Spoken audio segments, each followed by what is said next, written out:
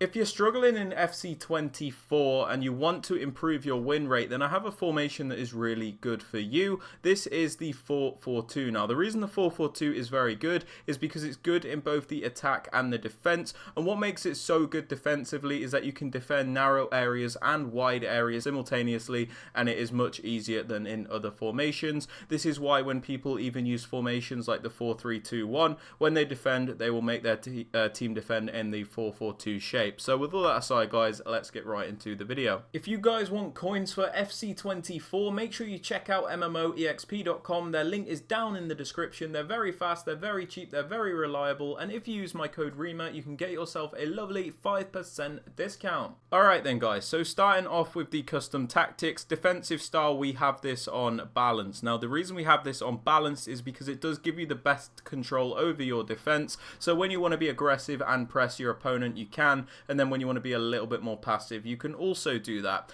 We also don't need to use the pressure tactics because we're going to be doing something else which will make up for that, which we'll talk about in a moment. So balanced is the way to go, in my opinion. Now, moving on to the width, guys, I have this on 45. This is so we can defend both the wide areas and the narrow areas at the same time. Basically, our defense is nice and compact, but we still have enough width to cover the wider areas in case an opponent tries to go for an attack down the wing. Now, moving on to the depth, speaking about the pressure thing I was on about in the defensive style where I said have it on balanced. For the depth, if you have this on 71, you get this automatic press from the AI. It is very, very strong and overpowered, really limits your opponent's attacking AI as well. It's a completely broken mechanic.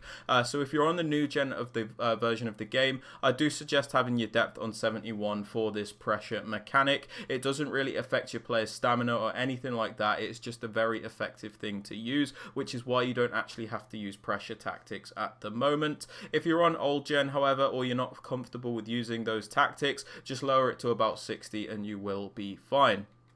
But moving on to the build-up play, guys, I have this on balance. This is because I find it to be the most varied form of build-up in the game. When you use balance, you can pick and choose when and where you use each form of build-up. So when you want to play slowly, you can do that. And then when you want to speed it up and play a little bit faster, you can also do that. So it does give you the control that the other settings will not give you. Now, moving on to chance creation, guys, very important, I think, to have this on direct passing. The reason direct passing is so important is because it makes your attacking players move in the correct ways. When you have this on direct passing, players will make more dynamic and versatile runs, making it much easier to create chances and as a result score more goals. So don't sleep on direct passing, guys. For the width, I have this on 48. This is because I don't want my attack to be too wide and I also don't want it to be too narrow. I find this to be really nice and balanced. Not a specific number you have to use, but 48's been good for me in terms of nice balanced attack, where sometimes we can attack wide and other times we're a little bit more narrow. Now, moving on to players in box, guys, I have this on 5. This is so we can get a few players into the penalty area to finish off those chances, of course, but we don't overcommit everybody on the team into the penalty box to the point where if we lose out possession, we're not always going to get counter-attacked. As for corners and free kicks, guys, these are down to preference, but I like to have them on 2, as sometimes I can cross the ball in from the set piece, other times I can play it short. It's just really nice to have that option, but do whatever you want. Sorry to interrupt the video, guys, but I have noticed around 90% of you that watch the content are not subscribed. So if you are finding any of these videos helpful, please be sure to hit that subscribe button as it does help me out massively. Also, don't forget to drop the video a like as well. And with all that aside, guys, let's get back to the video. Now, for the player instructions, guys, for the most part, they are very basic, but I will talk you through them. There are a few changes that you can make if you're not comfortable with a certain setting as well. So starting off with the strikers, I have them both on the stay central and mixed attack instruction. We have them on stay central because they are our strikers, so we don't want them drifting off into those wider areas. When we have them on stay central, we ensure that they are staying in those central areas where the striker should be and they're in the best positions to finish off our chances when we attack. I also have them on mixed attack as opposed to getting behind, because I feel like you get a lot more out of the player on mixed attack than you would on getting behind. When you have these players on mixed attack, sometimes they'll come short, other times they'll run in behind, and sometimes they'll act like a target man. Basically, whatever is suited in the context of the game. If you feel more comfortable having this on getting behind for your strikers, though, because they're the types of players you're using or that's your playstyle, feel free to go ahead and change that. Now, moving on to the left mid and the right mid, guys, very important to have them on comeback on defense. This is so that they always fill in the correct position when we don't have the ball. If you have these players on basic defensive support, sometimes it can be a little bit lazy when you are defending and not really do what they're supposed to. But when you put them on comeback on defense, it ensures that they get back into the correct position, meaning you can defend very, very well. For the support runs, I also have them on getting behind. This is so these players utilize their pace to get down the wing and make as many runs as possible. This is so that they can get near the striker. Otherwise, there is not really a way to link up this attack super effectively. You want these players to use their pace and you want them to make those runs, guys. And now for the left centre mid, my more defensive minded midfielder, I have him on stay back while attacking and cover centre.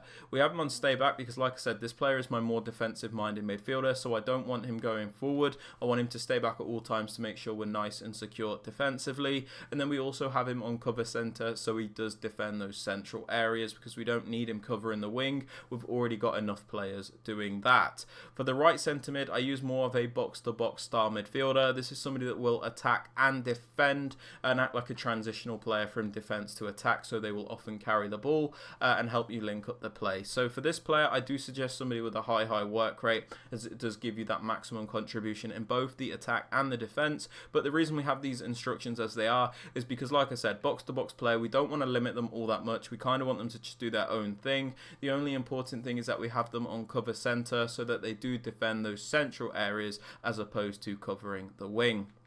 Now for the fullbacks, on one of them, your more attacking one, I do suggest having them on balanced attack and overlap. Now the reason we do this is because the 4-4-2, the way I've got it set up on 48 width, is not crazy wide all the time. A lot of the times as well, these right mid and left mid players will cut inside because we're on balanced width, so sometimes they'll stay out wide, other times they will cut inside. So it's useful to have this overlap instruction on, because when these players go into those narrow areas, the right mid and the left mid, these fullbacks will overlap and add extra width to the attack. So you've got wide options and narrow options at the same time.